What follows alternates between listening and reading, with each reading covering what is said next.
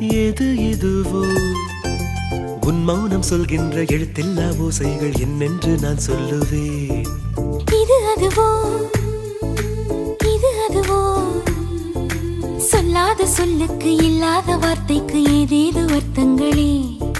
பெண் தோழன் நான், ஆண் தோழி நீ, நட்புக்குள் நம் காதல் வாழும்.